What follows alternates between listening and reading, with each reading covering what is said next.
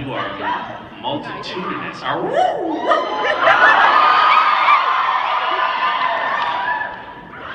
How is Chi-Town?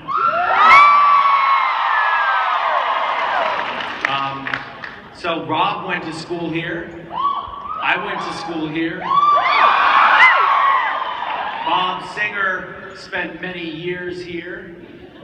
Eugenie Ross Lemming went to school here. Chicago is sort of at the heart and soul of much of Supernatural. There's a small and insignificant contingency that is represented by a Texas,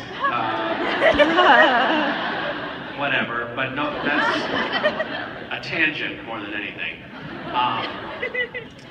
Does anyone here attend Northwestern? Okay, no. University of Chicago? Literally none. Was that applause? Yes?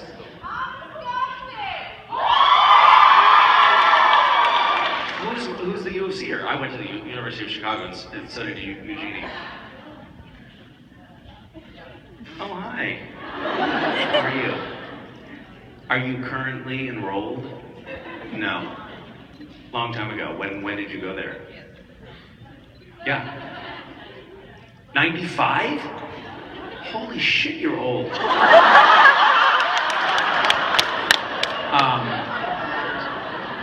That's when you started? Yeah. You graduated then. My God, you're even older than I thought. You look great for someone that old, yeah. You work or worked? Still don't know what you said. Worked. 2 syllables. I should have graduated in 96, so we were there at the same time. We may be friends and not even know it. Be honest, do you remember me? No, huh? I'm gonna get a closer look at you just to see if I remember you. Oh my God, yes, I remember you. How could you forget me? Actually, you do look familiar. What did you major in? Finance. Finance? You don't look familiar. Nice to meet you. See you again, see you again. Okay. Wow, it's so good to be here. I love you too.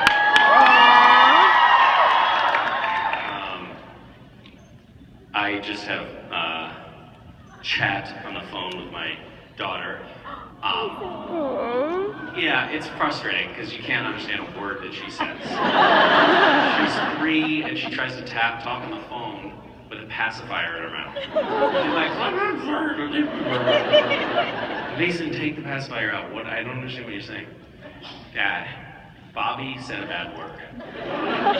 Bobby is her imaginary friend. Bobby said a bad word. Bobby said fuck.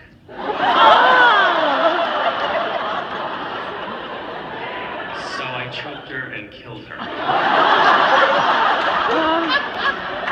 Direct quote, verbatim, what she said. So cute. Daddy, Bobby said a bad word. Oh, sweetie, I'm sorry. Yeah, I choked her and I killed her.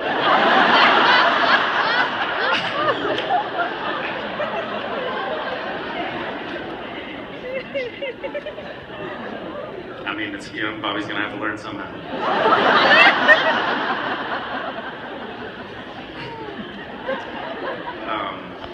Would you like to add, we have a sort of tradition here for those of you who are new to Supernatural conventions. What we do is we have a great long line of people line up on the left of the room and a great long line on the right. It's my left and my right. And only the first 3 people on either side get to ask a question. Why do you get in line if you're at the back of the line?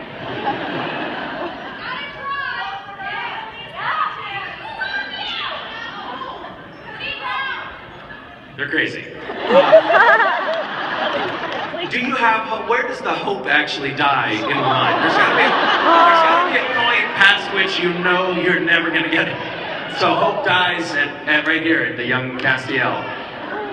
So this is the hopeless. Is there anybody who still has hope that's back there? Raise your hand. Oh, so you're in the wrong part of the line.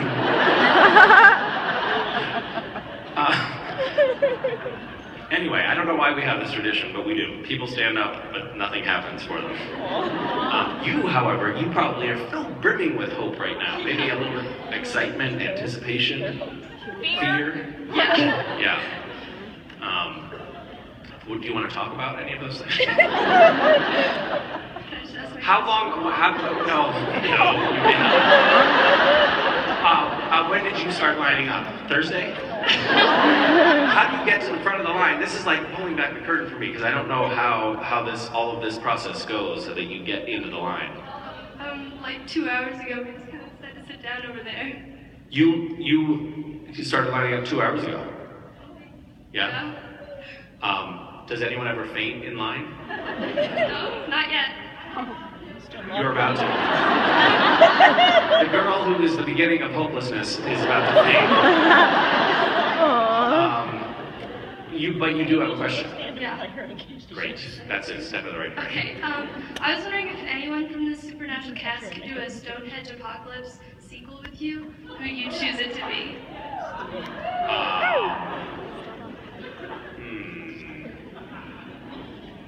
And it has to be somebody from Supernatural cast? You can pick anyone. Oh, okay.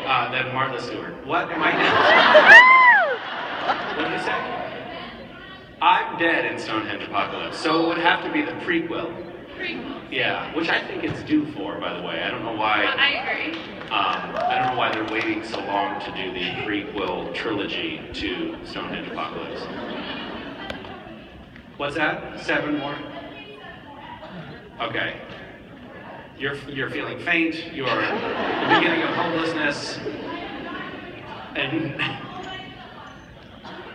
you were up until 3. Really? I'm not impressed. I was shooting at 3 o'clock in the morning, and then I went. That's right. Oh no, it's not porn. It was Supernatural. Yeah, sexy. No, actually, we were just running through the woods scene. Not sexy at all.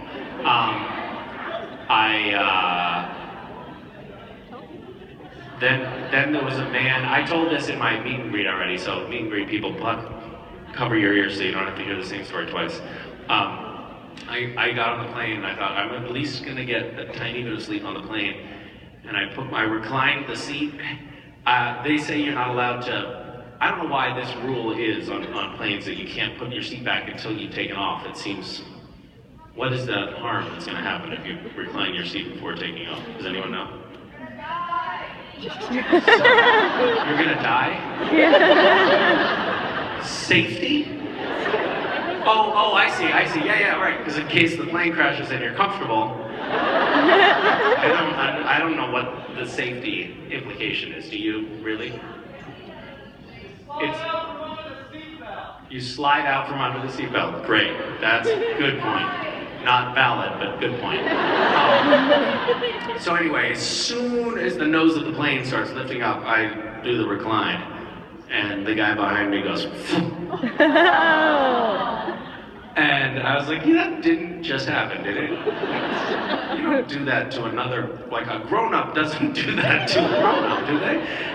And then I pretended, I told myself, well, he's doing that because maybe we're not at 10,000 feet or some, altitude where it's permissible to recline and be comfortable. And then I reclined again, and he pushed it up again. And I turned around like, what is going on? And he said, he was an older gentleman, very kind of surly seeming, and he said, your seat is poking me right in the tummy. And he said, tummy, and I didn't know what to do. I was completely powerless to fight back because he employed the term tummy. It was just so weird that I just had to not sleep for the rest of the flight. But anyway, enough about you. No, I'm just kidding. So did I inadequately answer your question? I said Martha Stewart. I said Martha's great. Thank you. Thank you. Hi.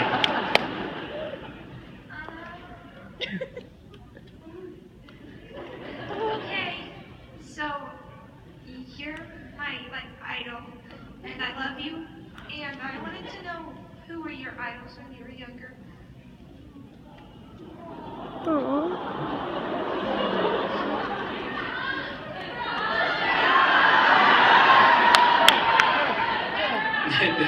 Suddenly the entire audience turned into an angry mob. Holler, you asshole!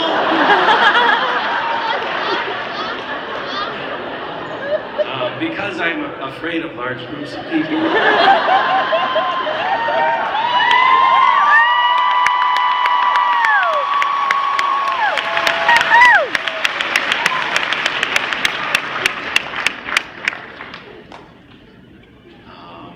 Does he smell like ass?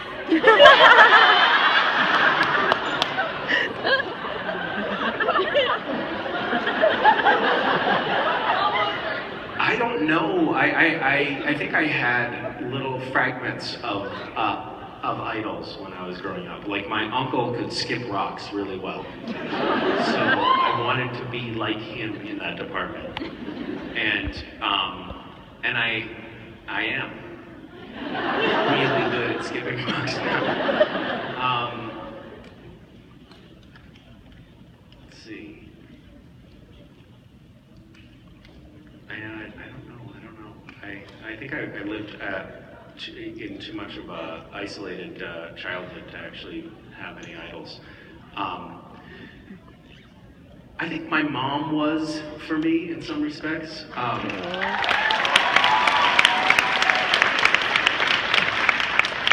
Or I certainly sought to emulate her in a lot of ways.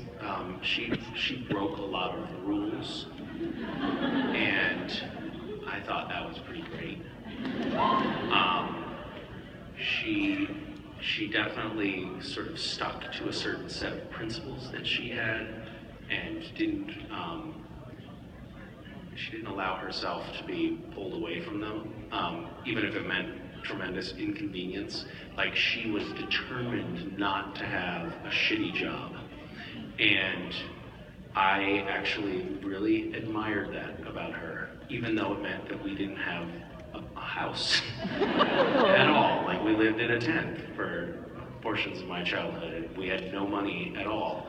But it always felt like, yeah, but that's fine, because at least mom doesn't have a shitty job that she doesn't like. And I'm not saying like that. I really do admire that, you know. She would say things to me like, you know, you don't have to go to school, which I also really think is an awesome point. You know, only if it's right for you. So she was definitely not confined by the bounds of social norms, and I think I liked that a lot. And I think it helped me as a kid to feel like anything was possible. And also, you know, I got good at like starting campfires and stuff. There were other side perks of it. Yeah. That sounded like a politician's answer, by the way. Well, my mother is my role model. Thank you. Hi. Hi. If you could make a new word and put it in the dictionary, what would it be and what would it mean? Well, I tried to do that already, and it was abnosum. It was abnormal and awesome combined. It turns out it's actually kind of a cumbersome word that I kind of wish I had come up with another one, though. So, I don't know. There are instances in history of people setting out to get a word in a dictionary and succeeding, and I can't remember. I think... What? Truthiness? Isn't quiz that one of those words? Does anyone know? Yes, quiz, I think. That wasn't an etymology lesson. I don't know really what the genesis of the term quiz is, but quiz, I would invent quiz. Thank you. Yep. Hi. Hi, so like, you're really loved and everything. What is it like having such an amazing fan base and everything? Like, what is it like? What is it like having an amazing fan base? Isn't that a bit of a self-congratulatory question? Who's your prettiest friend?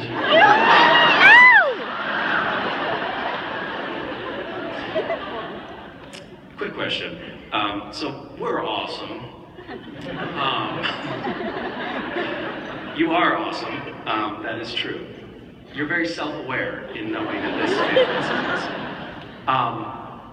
I think it's an incredibly, I don't know, I feel like it's kind of like winning the lottery, you know? It's an amazing community. It's interesting for me because it's not, like, I've never been a part of any kind of fandom, and it's not something that I would ordinarily gravitate to, so it's a completely new social environment and social experience for me, and I love it in many, many ways. I feel like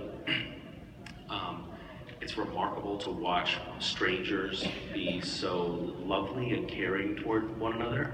Like, there's an intense degree of support that I see going on in the fandom. Fans taking care of one another in a way that I think is incredibly unusual for like a community that there's no organization to it, there's no hierarchy, and yet people are really taking care of each other.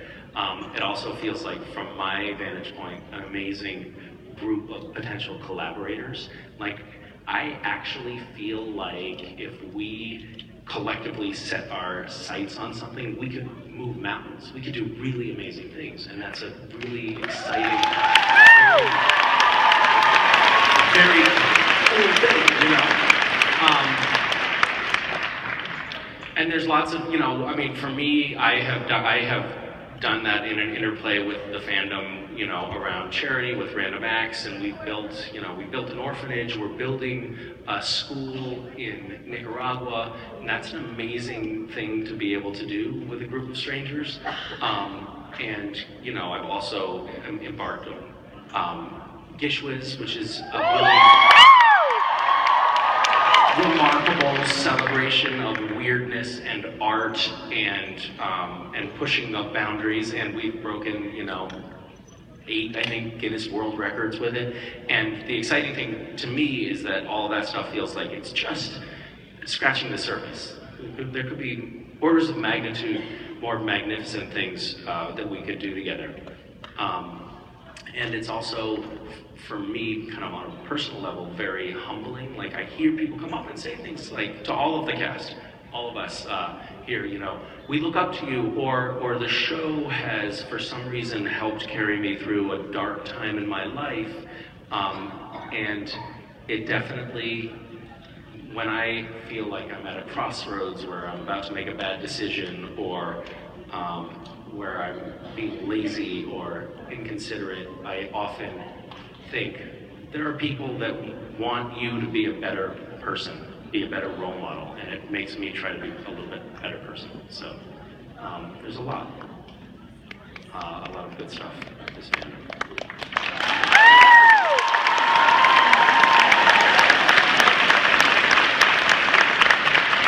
Hi. Okay. So, you get a lot of fan mail, and I was just wondering, hypothetically of course, if I were to send you an elephant, where would you hide it?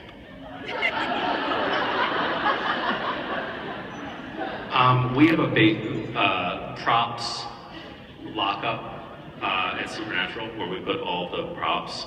And there's like giant stuffed animals and neon signs and beds and things like that. I would probably tuck it in there for a while and see if anyone complained. Do you have an elephant that you're trying to unload?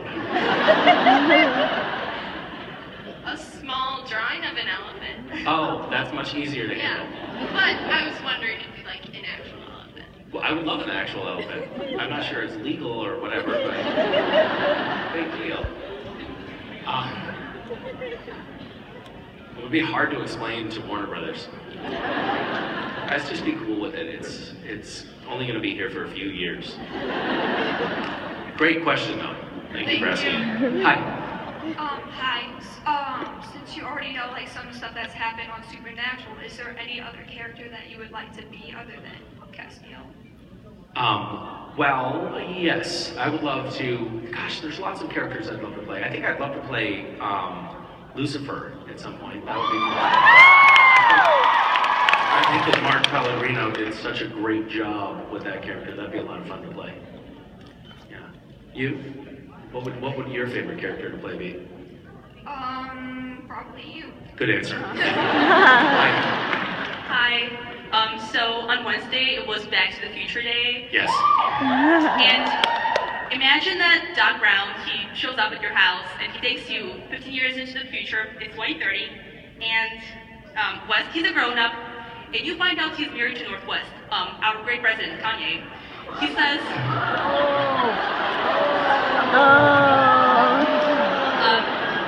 he tells you that the only You're reason... painting a portrait of a very apocalyptic future.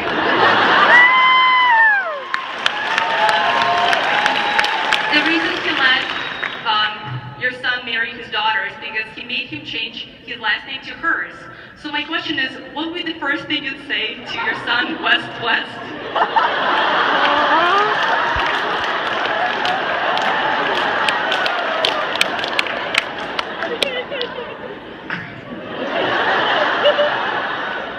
Normally I don't like the hypothetical questions, but I kind of think that you have really hit upon actually a question that a lot of people have been wondering.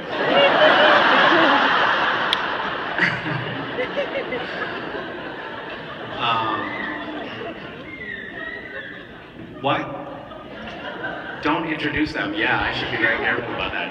I don't know. I'd probably try to see if he can hook me up with a ride on Air Force One. It'd be pretty awesome. I would be sucking up to my son, who is now the son-in-law of the president. He could really do a lot for me. Now, but he's married at a remarkably young age, huh? How long have they been married at this point? A long time. I mean, in the future, how many years in the future were we? 15 years. 15 years. So he's married at 20, but he's been married for a long time. Which means, when you say a long time, I'm thinking probably more than a couple of years, which means I would have had to grant parental consent for him to get married, right? I mean, you're following me? Yeah. So would I really do that? To my, 13-year-old son? And would I pimp him out to the president's daughter? How long has Kanye's term been at this point? Has he been re-elected already? Everybody dropped out in 2016 and he became president. He became president in 2016 and changed the Constitution so that he could continue to be president for 4 terms? Shit!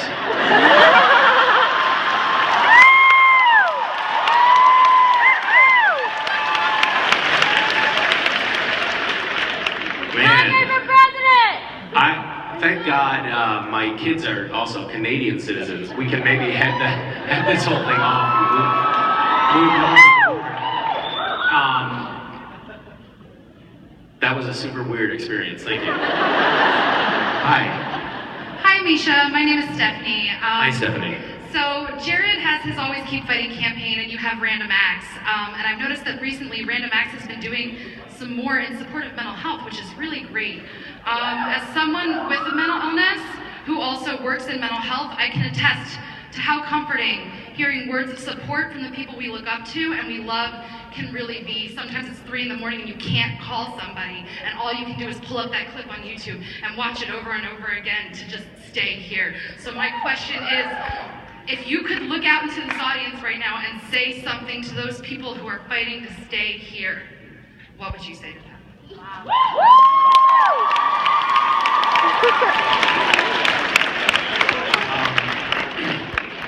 You are the mental health professional. What should I say? I feel like if you say the wrong thing in this context, things could go really badly. There's a quote that I really love that I refrain sometimes, which is, pain is inevitable, but suffering is optional. And I think that that is mostly true. Although I think that there are a lot of times when it feels like suffering is not within our control.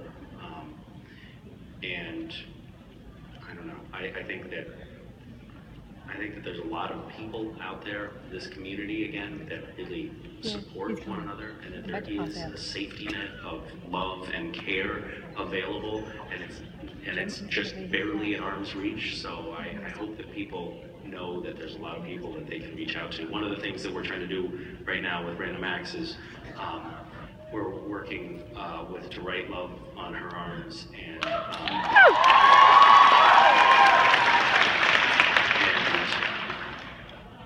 and we're trying to build a network where people can call in at any hour, and there will be somebody there. Actually, it's going to be an online interface. It will be sort of the first phase. There'll be people who are trained and able to respond to crisis situations, and so hopefully that'll be helpful. But yeah, thank you.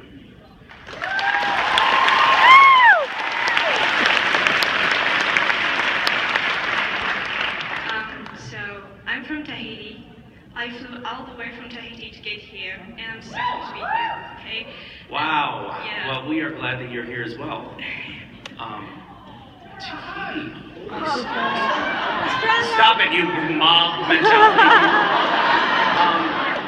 Is this your first time? Have you been to the lower 48 before? No. No? What do you think of it? It's so tiny and quaint here in Chicago, isn't it? Chicago, yeah, tiny. No, not tiny.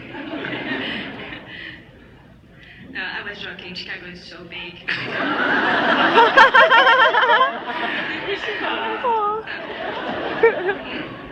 I've never been to Tahiti. You haven't? I have not. What? It's a magical place.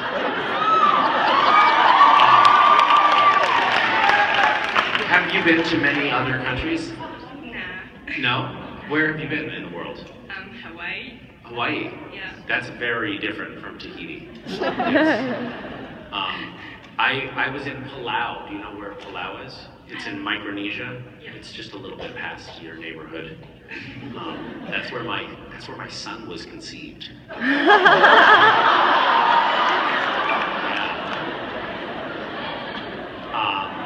I don't know how it happened, but it's a very beautiful part of the world. I also took, for some reason, a photo of a starfish tied to my crotch, which I think was a little bit ill-conceived. I already did. Also, it wasn't a great idea. So I feel like we've strayed, though, from the original point of your question. My original question was, what is your task in flip-flops? What is my what? Like your task in flip-flops.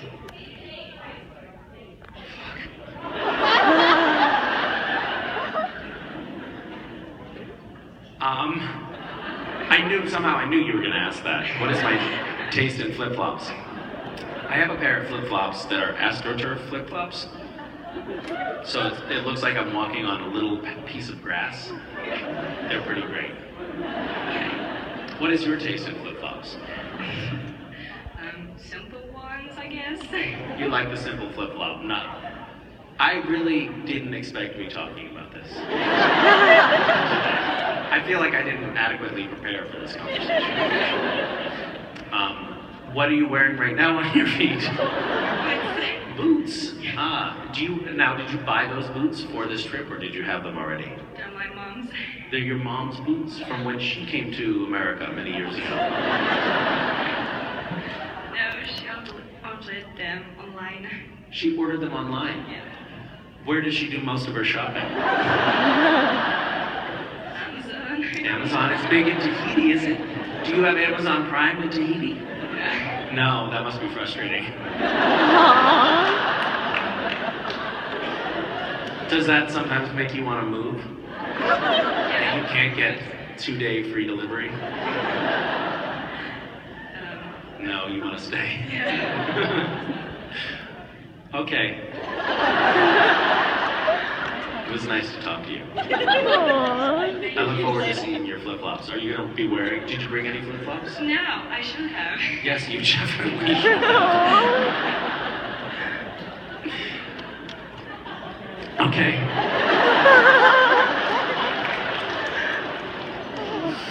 Hey. Hi. So, Jensen just tweeted that he's going to be here tonight for Holy smokes. Yeah, so I'm pretty I'm excited totally about going to that. throw my bra at the stage. Let's do it. Well, my question is actually related to Jared and Jensen. If they were forced to be your personal slave for a week, what terrible tasks? Which, by the way, does not happen very often. What? What menial, terrible tasks would you make them complete for you? Just to get back at them for all the pranks that they've done, like pie in the face, all of that. What would you make them do? First of all, just for the record, I want to say that I'm opposed to slavery. However, I would make an exception in this instance. Indentured servitude, let's Yeah. do that.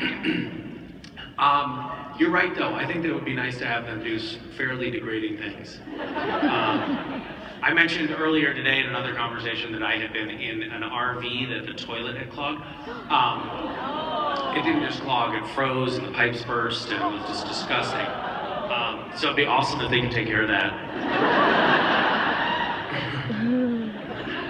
I don't know, whatever the work that I want them to do, it has the terms septic, bilge,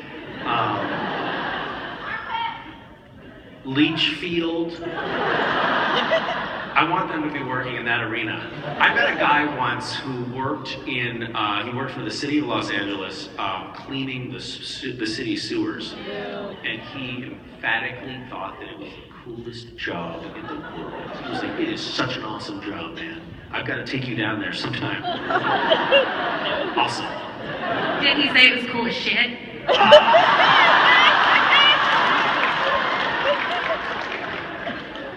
Shit. You're supposed to let me say the funny jokes. Hi. Hi. What's one thing that you couldn't put on the list for Gishwas because it was too weird? No, yes, it is. There are a lot of things that get taken off the list at the 11th hour because they're considered too dangerous or illegal, degrading or something like that. There were a lot this year. Shit, what were they? I was really frustrated by the fact that we got so many complaints about my son's item, which was a boat on a plane, and flying the plane with a boat on it, and I think it stipulated it had to be a giant boat. And people called or wrote and said that it was going to cause plane crashes and fatalities and blah blah, boring. And I fought to keep that. And then eventually there was a lawyer, and I lost that one. We had another item the first year. There was an item that was stand on the peak of a roof wrapped in Christmas tree lights at night with the lights plugged in. Which on the surface, of course, sounds harmless. But when you see the first images come in, the first night of Gishwas, and there you see people standing on the peak of a 3-story building, completely entangled in wires, you realize that there's virtually no chance that someone won't die. So we had to take that one down. But there were items that we have done items in the past, like the floating Christmas trees, that were really spectacular. And they may have resulted in some deaths, but we don't know about them. There were airports that were closed because of Christmas trees in the airspace, which I felt pretty awesome about. It's called K level thinking. Do you guys know this term? It's like you think a few steps down. It's like not just the next move in chess, but the other guy's going to do something, then the other, then you're going to do something, and that'll result in this. I don't always do that level of thinking. What happens when the Christmas tree then has to come down somewhere? Where does the Christmas tree that's in the sky land? I didn't think through that stuff. So, yeah. But there are a lot of items that get culled. There's some that maybe get saved for next year to get tweaked into a more acceptable. They've gotten a little bit less risque. Also, the items over the years, I feel like it used to be more nudity and stuff like that. I kind of miss the old days. Hi. Hello.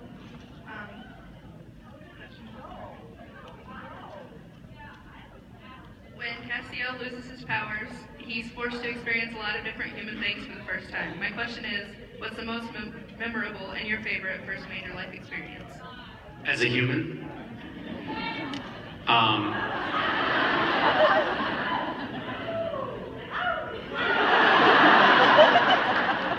Shame on you.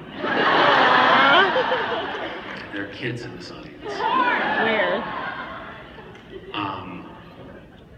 Mom, what's sex? That lady kept screaming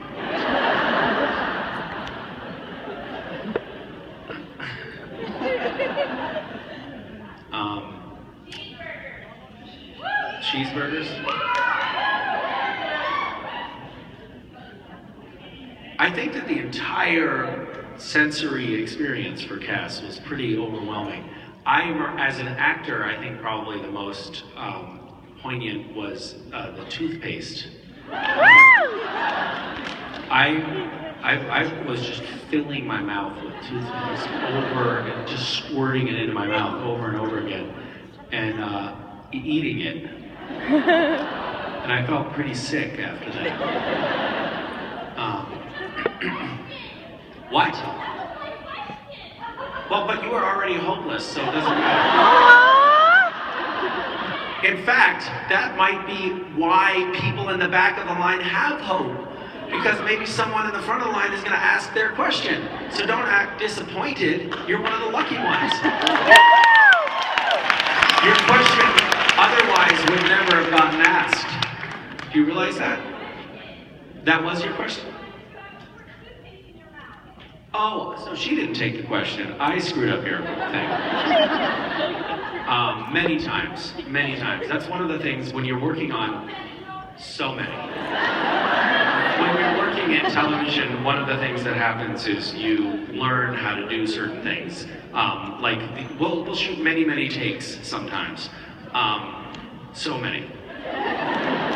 And if you are doing an eating scene, you don't want to swallow a lot of food because you might have to do that. Like when we were eating, there was a scene in a bar. It was not a bar, it was a strip club. And it was Cass. Cass was, I guess, gonna die or something, and so Dean was gonna get it laid, right? Seems innocent enough. So he took him to a whorehouse. And I was drinking a beer, and this was really the first time that Cass, in my memory, I think, had really drunk a beer. And we were shooting take after take, and each time I kind of thought it was an interesting choice to really just chug the beer, just drink the beer. And it wasn't really beer, so that was fine. It was just a liquid, about a pint of liquid. And we drank, we did take after take after take, and I was chugging it each time, and I was starting going, well, I don't know if I'm gonna make it. I might die. And then the director said, okay, Misha, now we're on you. I have an idea. It would be really funny if you really chugged the beer. And the director had been at Video Village watching on the monitors while we shot all this coverage of Jensen, and nobody could see that I was drinking the beer. So Yeah, I almost had internal hemorrhaging for nothing. But that's something that, you know, a more seasoned actor doesn't make that mistake. You parse things out very carefully. Like you don't eat the toothpaste. It's a rookie move. Anyway, I'm sorry that your question got a little bit hijacked by one of the hopeless people. I feel like we got to it anyway, right? Okay, good talking to you. Hi. Hi, Misha. I was just gonna start off by saying I watch the show every week with my dad. Actually, it leads into a question. So, you obviously There's not a lot of places in the world where you could talk to somebody who has a handle on the end of a donkey jawbone, gesticulating around, and it looks totally normal. She's got the first blade here. It's just.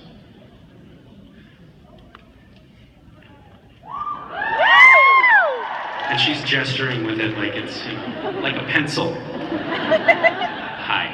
Hi. So you watch with your dad? Yeah, and you have kids, obviously, and Is it that obvious? we talked about them, so. Yeah, okay. So every time there's like a sex scene or something incredibly violent, it's kind of awkward. The two of us just like sitting in silence, and I was wondering, well, when are you going to like fully adopt your kids into the show and let them watch it, or are you going to censor some parts of it? Do you wish that your dad censored some parts for you? Well, no, but I'm just saying, like, if your kids are like, oh look, there's, you know, Jensen, and yo, no, he's having sex or something. My kids have seen Jensen have sex many times. They're not going to be impressed by that.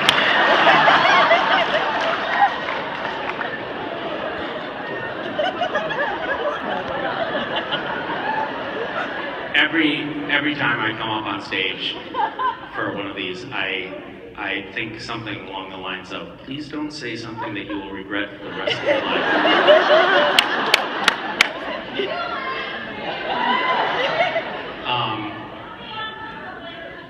I know, that's why I'm reflecting. That's why I'm having this moment of pause right now.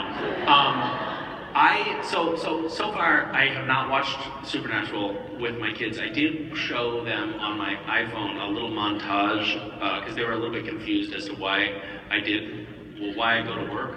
What are you doing? And I said, oh, you know, I'm an angel. And they're like, oh, what's an angel? Well, it's not real. I'm not really an angel. You know TV, but they don't really know TV, so it was very difficult to explain. We actually took my son and daughter to go see Annie, the musical, last week, and we've not taken them to a lot of movies. They haven't watched a lot of TV really to speak of, and the entire time, the only thing that West could wrap his head around was like, okay. Dad, is this a movie? No, those are real kids up on stage. Oh, okay. Is it a movie now? So it's all very complicated for them at that stage. So I think that like layering on, you know, all of the elements of sex and violence and stuff like that might be a little bit much for them to handle. Also, it would be a lot for me to explain. Like, oh, they're using that bone to chop off a man's head. Why are they doing that, Dad? Well, it's just hard to explain to the kids. Why is Uncle Jensen doing that to that poor woman?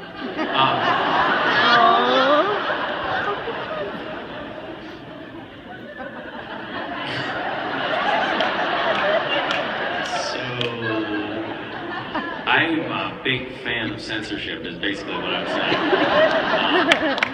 There should be a little button that you can press, a redaction button that just blacks out the screen for times. That would be great. Watch, your dad should get one of those. I think that it's, well, so I took my son to see, or actually I took both of them to see Inside Out. But we had to leave several times for crying and upset. Like, it was so terrifying. So I think Supernatural would be pretty much. I do meet young children who are dressed as Castiel and stuff, and so I think, oh, they're gonna grow up to be a serial killer. No offense, by the way, to the young serial killers in the audience.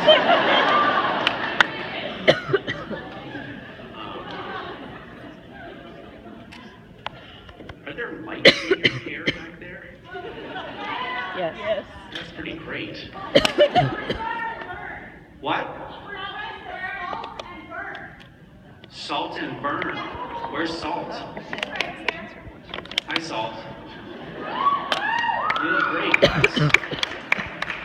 Salt and burn in the nice. Very, very nice. Oh, Salt's like Morton Salt. That's what the umbrella is. It took me a second to figure out what you were doing. That's awesome. Nice. I thought you were Osric for a second. Yeah. Thank you. Hi. Way back when you were younger, you Maybe let's find another way to phrase this question.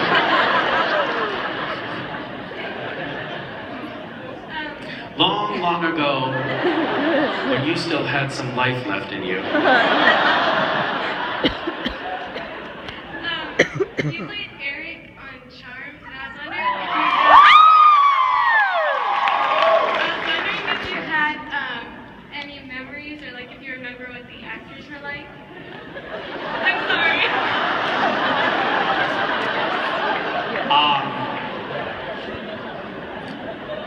No, I don't have any memories. You're all gone now. I don't remember what coming up, little flashes here and there. But I can't tell if it's a dream or not. I do somehow remember that so Charmed. I was on Charmed. I guest starred on Charmed. And it was my first big role in film or television. It was a substantial guest star role, and I was very nervous because I had no idea what I was doing, and as I should have been nervous. I was terrible.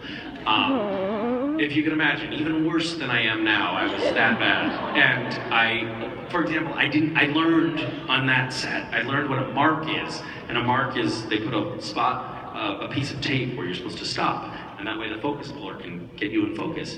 And they were like, make sure you hit your mark, and I was like, whose mark? Why am I hitting him? Why am I hitting him? I don't know what is going on. I was completely lost, and I learned about continuity for the first time. Like, if you're picking something up at a certain point in the dialogue, you've got to pick it up at the same point each take. Didn't know that. Nobody told me. And it's really awkward when Alyssa Milano is the one that's explaining it to you, because she's like, how did we hire this guy? She was very flirty, which was nice. We had a kissing scene. My character was supposed to recur on the show. After my performance, they went in a different direction on that script. But so in the script, it was sort of set up like I was a romantic, character, and Alyssa Milano and I had a little thing going, and we had a kissing scene, and she slit me the tongue. And yeah, I mean, she was batting my tonsils around, and I was like, this is awesome. I love being an actor. This is so cool. And then there was like there was a lot of tension on the set. I remember a lot of the actresses were crying and upset about things. I don't know, those issues that I had no idea about because I was just a lowly guest star. But there was a little party. Everybody went out to a bar one night, and my wife came, and she went up to Alyssa Milano, and she was like, hey, you kissed my boyfriend. And Alyssa, or maybe husband, I don't remember what we were at that point. And Alyssa did not find it funny. It was a very awkward joke. Didn't play well at all. You asked for memories, I'm giving them to you.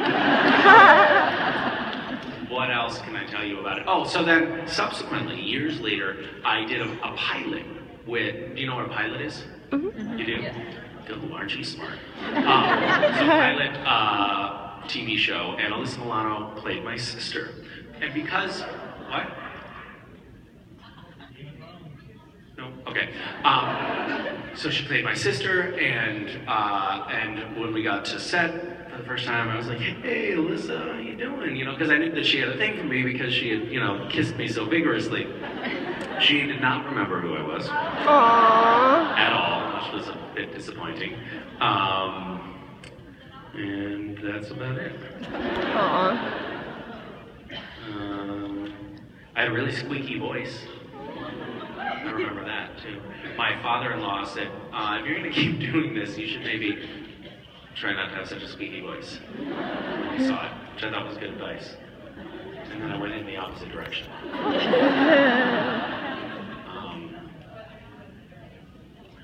Are you okay?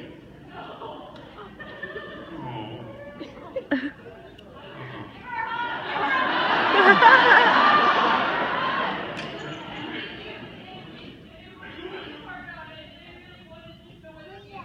You wanted to show me an animation? Really? Well, you're crying and there's about 2,000 people watching. So if I said no at this point, I think that would come across pretty badly. So I think we should take a look at it. Can we put it on the camera though? Is that possible? How would we put it up on the screen? Just hold it up and we'll get the camera focus on it. Okay. Misha. Just stand it at the camera. All right, you're gonna just bring it over to the camera. That's good. Okay, we're gonna watch this animation. Does it have anything to do with Jensen having sex? What? This could be another one of those moments where we regret. She's like, she tricked us, and now she's gonna play porn in front of them. Okay, here it comes. There it is. There's the animation.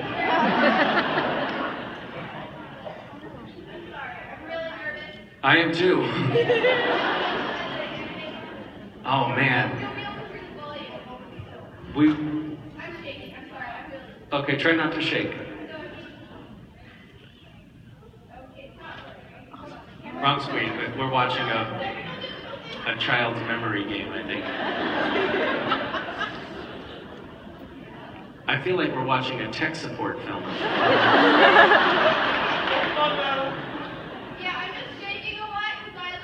Yeah. Is that an Etch-a-Sketch in your hand? I made you an animation. Well, actually, it's an Etch-a-Sketch.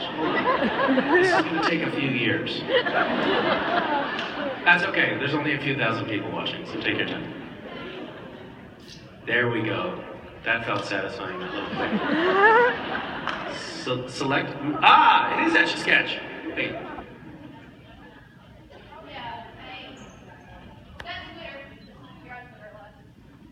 Hashtagging graffiti. I don't know if you remember me from the stage chat in November, but that's just it.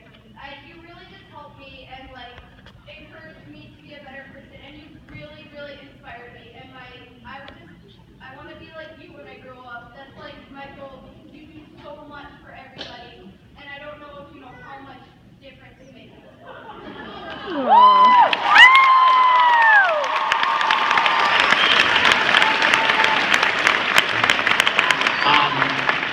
Thank you. That is incredibly sweet of you, and I loved your animation. Thank you. Thank you. Well, I'm sorry that you didn't sleep. That was also very surreal watching it end on me watching myself. I felt like it almost had a nightmarish quality at the finish. Thank you. Who's next? We have a few more questions, maybe? We'll go super fast through a few. Let's do that. Hi. Lightning. Okay, you go. Yeah? Yes. Okay, it's gonna be hard to follow that, but in situations like this where you're trying to be funny or witty, besides...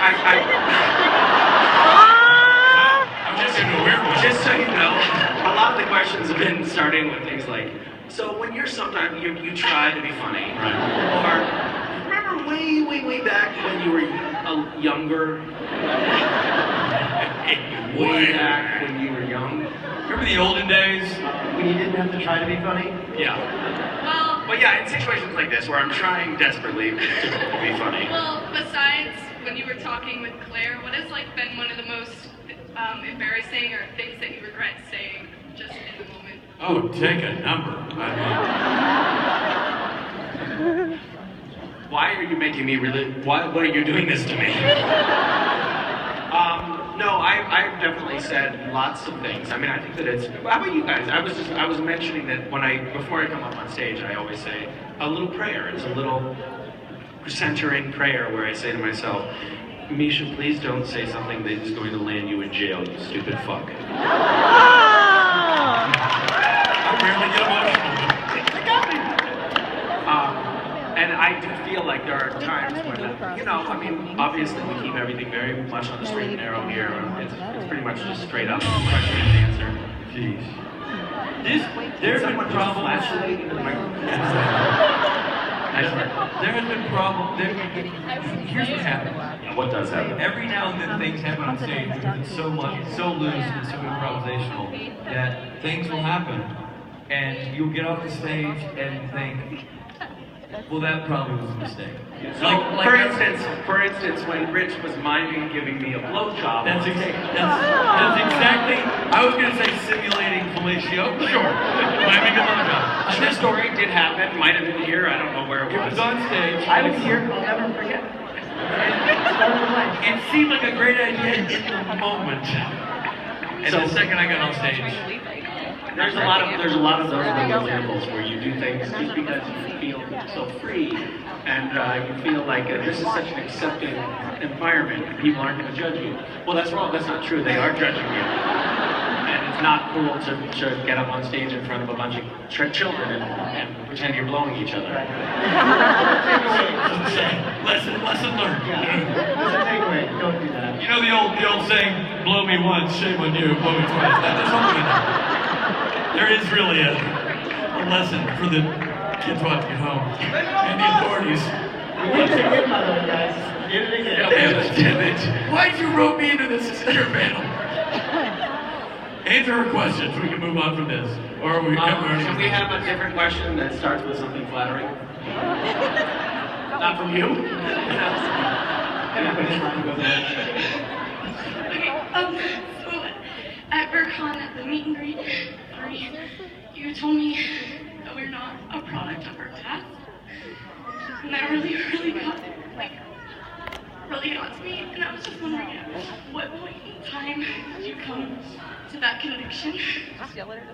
Like at what point in your life did you decide that that wasn't true, that we're not? God, that's a great question. I was listening to a story on the radio the other day about a guy who had grown up as a child soldier in Africa, and now he lives in New York and is incredibly well-adjusted and thoughtful, but he had gone through the single most horrific experience that you can imagine. Like, he was kidnapped and forced to be a child soldier, and so obviously that shapes who he was. But at the same time, he managed to transcend it, so I think there's some sort of transcendence that happens. We are certainly shaped by everything that happens to us, When Rich pretended to fellatiate me, that will forever slightly alter the trajectory of my life, but I don't let it define me. Really? Because that's how I define you.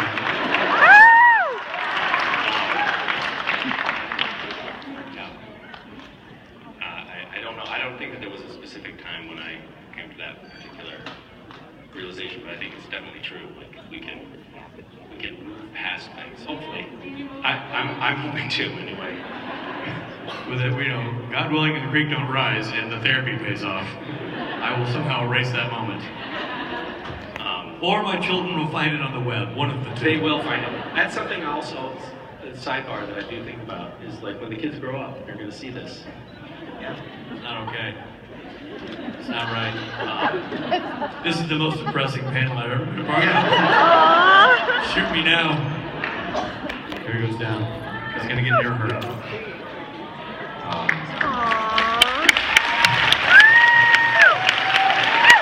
See, Robbie, there could be love in this room. It's not all dark like you say it is.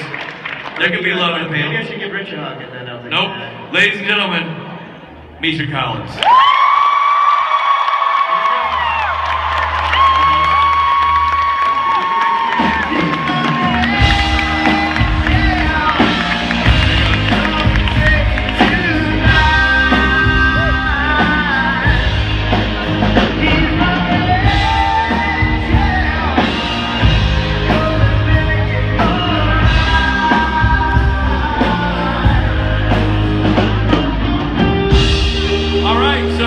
Saturday night special tonight.